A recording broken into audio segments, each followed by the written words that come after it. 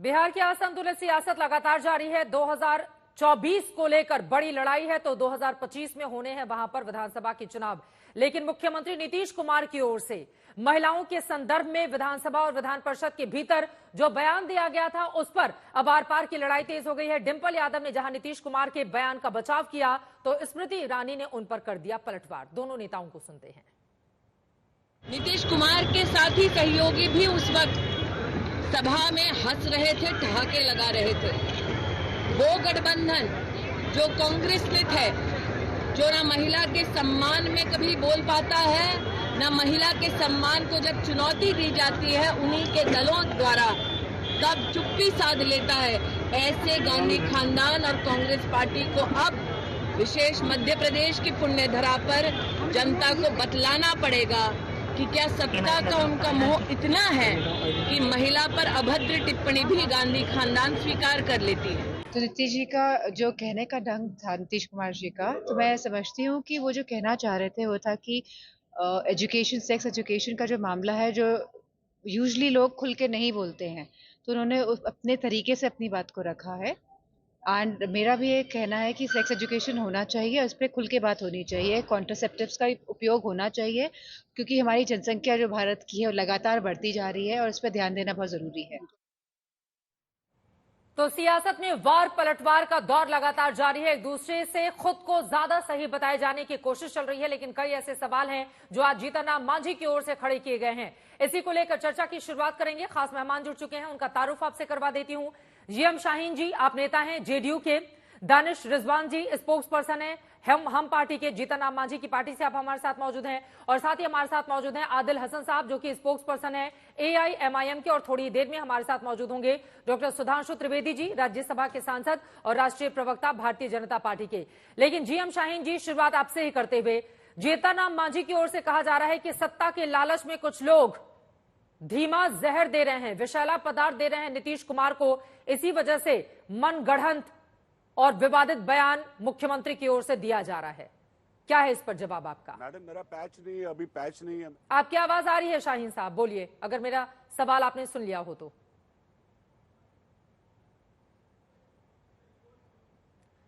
शाहीन जी, मेरी आवाज मिल रही है क्या आपको? और वो पैच नहीं है। दानिश रिजवान जी, आपके पास आते हुए मेरी आवाज अगर आप तक पहुंच रही हो तो अब इस बात की खबर कहां से लगी जीतन राम मांझी को कि विषैला पदार्थ दिया जा रहा है नीतीश कुमार को? और अगर इस बात में दम है तो फिर तो ये एक मुख्यमंत्री, एक राज्य के मुख्यमंत्री के खिलाफ बड़ी साजिश है। तो जीतन राम मांझी को तो खोलकर बोलना चाहिए और बताना चाहिए कि कौन से लोग हैं जो धीमा जहर देने का काम कर रहे हैं सीएम को।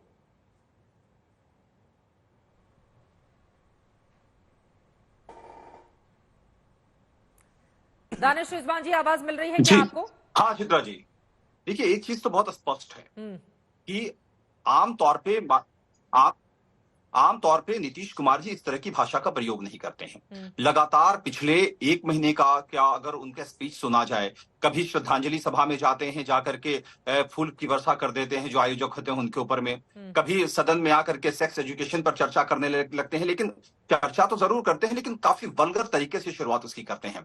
और कभी सदन में हर सदस्य को बोलने का अधिकार होता है, स्पीकर महोदय तय करते हैं कि किसको कब बोलना है। जब सदन के स्पीकर ने कह दिया कि माननीय सदस्य जीतन राम मांझी जी, तो उनका टाइम था, उनको बोलने का वक्त था, लेकिन अचानक से माननीय मुख्यमंत्री आपा खो देते हैं। और सबसे आश्चर्यजनक बात यह है कि उनके विधायक, उनके जो मंत्री हैं, वो जाकर के उनको शांत कराने की कोशिश करते हैं, फिर भी वो शांत नहीं होते हैं। मतलब साफ है कि कोई ना कोई डोज उनको दी जा रही है। अब कौन दे रहा है, कैसे, ये सवाल पूछा जाएगा ना। ऐसे हवा में तो बातें नहीं हो सकती ना एक मुख्यमंत्री को लेकर।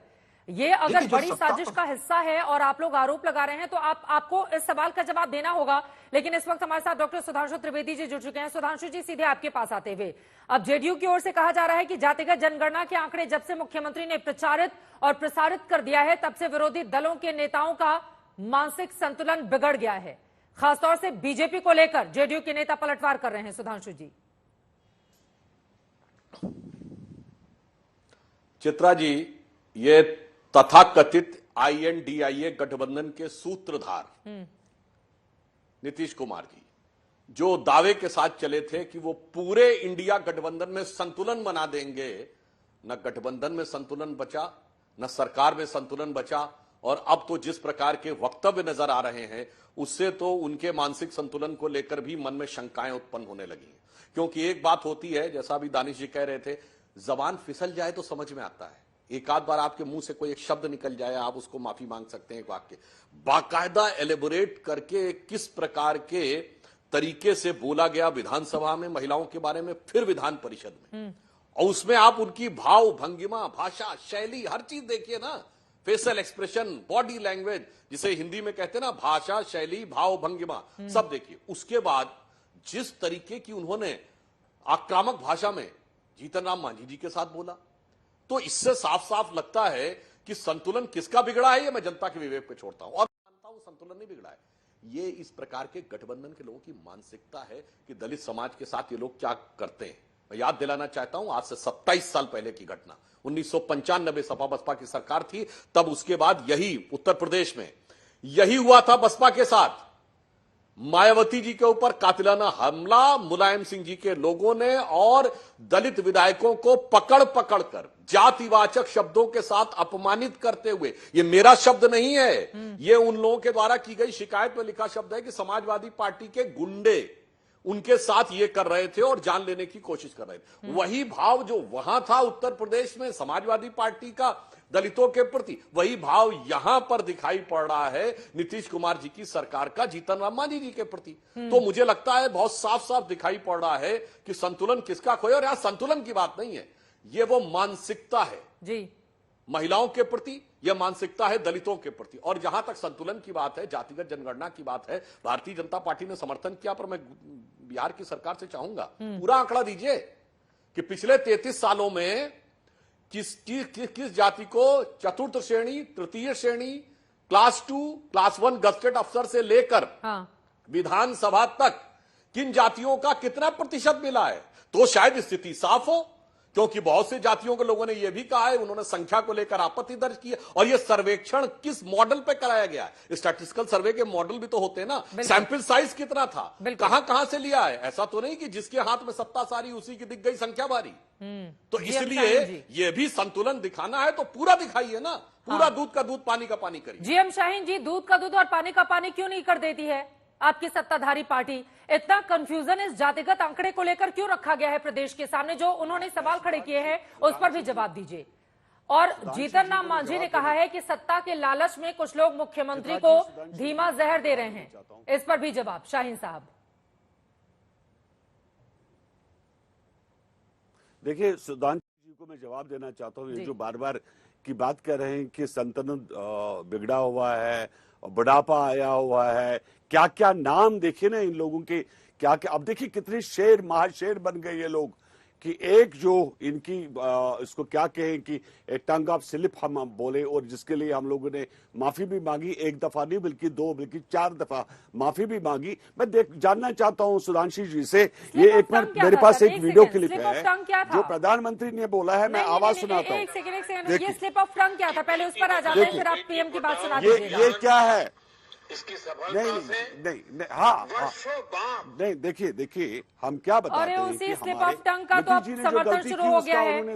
आपके जेडीयू के लोगों ने बचाव किया, डिम्पल यादव उसका बचाव कर रही हैं, और आप कह रहे हैं कि स्लिप ऑफ टंग है। क्या स्लिप ऑफ टंग? नहीं, हमारी लड़कियां, बहू बेटियां बिहार में जो है, चित्रा जी, बहू बेटियां, हमारी जो लड़कियां, जो बहू बेटियां देश के अंदर, जो बिहार के अंदर, वो तो समर्थन कर रही है। सर, ये स्लिप ऑफ टंग कैसे हो सकता है कि विधानसभा में भी बोले, फिर विधान परिषद में भी बोले, और आप यहाँ पर बैठकर कह रहे हैं कि स्लिप ऑफ टंग है? माफी मांगेगी, पहले तो खुद डिसाइड कर लीजिए कि वो है क्या।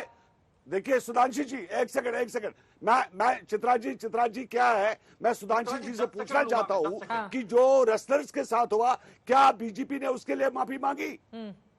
जो मणिपुर में हुआ, बीजेपी ने उसके लिए माफी मांगी? कि कम से कम ये लोग अपने गिरबान पे नजर डाले, और ये लोग भी अपने गिरबान पे। उनको बोल लेने दें, फिर आ रही हूं मैं आपके पास। मैंने कल भी आपके प्रोग्राम में कहा, आपने जीतन राम मांझी की बात की। चित्रा जी एक सेकंड, मुझे 1 सेकंड दे दीजिए। आपने कल जीतन राम मांझी की, आज आपने बात की। चित्रा जी, उसको बनाने वाला कौन था? उसको सीएम किसने बनाया? और जहां तक वो बता रहे हैं कि अरे मानसिक शाहीन से साहब, अभी कोई क्या बात बता होती रहे है हैं, क्या? बिगड़ा सीएम हुआ है, किसने बनाया? उसका तो 80 ईयर, वो तो बताइए सबको कोई ना कोई सीएम उसकी उम्र क्या बनाता ही है, तो ये ठीक है। कहना जो किसी है को जनता ठीक बनाती नहीं है, किसी रहेगा। को नेता उनको बनाता है, अपने ठीक दामन है पे शाहीन नजर साहब, जरूर ठीक डालनी है। चाहिए। मैंने आपसे पूछा, ये स्लिप ऑफ टंग वाली बात समझ में नहीं आई, लेकिन इसका जवाब आप आगे दीजिएगा। सुधांशु त्रिवेदी जी, आप महिला को लेकर और महादलित को लेकर जितनी बार नीतीश कुमार को घेरेंगे, वो बार बार आपको मणिपुर की याद दिलाएंगे। सुधांशु जी, देखिए, मणिपुर की घटना या जो अन्य घटना थी उसके बारे में हमारी सरकार ने पूरी संवेदनशीलता, सतर्कता के साथ किया, और ये राजनीति करते हैं। मैं किस आधार पर बोल रहा हूं? इन्होंने कहा कि संसद की कार्रवाई स्थगित करके मणिपुर पर चर्चा होनी चाहिए। अगर आपका ये, जबकि हम लोग दूसरे नियम के तहत कार्रवाई करने को तैयार थे, चलिए कोई बात नहीं। अगर ये था तो 267 पर ही चर्चा होनी चाहिए थी। दिल्ली विधेयक पे क्यों रुक गए? तब तैयार हो गए। मणिपुर पीछे, राजनीति आगे। और अविश्वास प्रस्ताव ये मोदी जी की सरकार के विरुद्ध लाए। आज डिजिटल डाटा का युग है, जाकर कोई चेक कर ले, 10% भी नहीं बोला गया मणिपुर के ऊपर। यह दर्शाता है कि इनकी अंदरूनी वास्तविक राजनीति क्या थी। और मैं पूछना चाहता हूं, केंद्र सरकार के विरुद्ध तो आप अविश्वास प्रस्ताव ले आए मणिपुर को लेकर, ये मणिपुर की सरकार के खिलाफ अविश्वास प्रस्ताव का नोटिस क्यों नहीं दे रहे? इसका मतलब मणिपुर से, प्रदेश से कोई मतलब नहीं है, उसको लेकर सिर्फ दिल्ली में राजनीति करनी। अब जहां तक मैं एक बात और कह दूं विनम्रता से, देखिए, नीतीश कुमार जी देश के बहुत वरिष्ठ नेताओं में से एक, उनको बड़ा परिपक्व नेता माना जाता था। परंतु मैं शाहीन साहब से पूछना चाहूंगा, क्या आपने सदन के पटल के ऊपर से आप स्लिप ऑफ टंग कहेंगे? बात को घुमा घुमा कर, हंसते हंसते, समझा समझा कर, हाथ के इशारों के द्वारा चलिए। उसके बाद कोई नेता ऐसा बताइए जिसने सदन के पटल पर खड़े हो कहा हो मैं अपनी निंदा करता हूं। कोई ऐसा नेता बताइए जिसने किसी भी सदन के पटल पर खड़ो कहा मेरी मूर्खता थी जीतन राम मांझी जी को मुख्यमंत्री बनाना। मान्यवर, मूर्खता नहीं थी, आपकी बुद्धिमत्ता थी, क्योंकि आपको लगा था किसी महादलित को बना देंगे, फिर उसको बंधुआ मजदूर बनाकर अपने इशारों पर नचाएंगे। और जैसे ही लगा कि अब वो आपके इशारों के ऊपर नाचने को तैयार थे, क्या कहने लगे? मेरी पार्टी वाले 2 महीने के अंदर ही बोले कि गड़बड़। क्या 2 मंत्र बोले? बस यही था ना कि आपको यह लगा कि लालू प्रसाद यादव जी ने राबड़ी देवी जी को बनाया था, क्योंकि उनको पिछड़ा और सवर्ण और दलित तो छोड़िए, अपनी यादव जाति में एक योग्य व्यक्ति नजर नहीं आया था जब वो जेल जा रहे थे जिसको सत्ता दे। क्या नजर आया? मैं, मेरी पत्नी, मेरा साला, मेरी बेटा, मेरा दूसरा बेटा, मेरी बेटी, बस ये है सामाजिक न्याय। वैसे ही इन्होंने सोचा कि हम एक ऐसा खड़ा कर लेंगे, जैसे ही वो स्वतंत्र निर्णय लेने लगे स्थिति हो गई। ये देश की बुद्धिमान जनता सब समझती है। उत्तर प्रदेश में बताइए, सामाजिक न्याय के प्रतीक समाजवादी पार्टी, मुलायम सिंह जी का सामाजिक न्याय क्या कि अपनी यादव जाति में कोई दूसरा नजर नहीं आया। मैं, मेरा भाई, मेरा दूसरा भाई, मेरा बेटा, मेरा भतीजा, मेरी बहू, वाह, हो गया ये सामाजिक न्याय। तमिलनाडु में देखिए, करुणानिधि, एमके स्टालिन, उदयनिधि, हो गया सामाजिक न्याय। मान्यवर, इनको जातियों से भी मतलब नहीं है, जाति का चूरन देकर परिवार को सारी संपत्ति संपूर्ण देना है। ठीक है।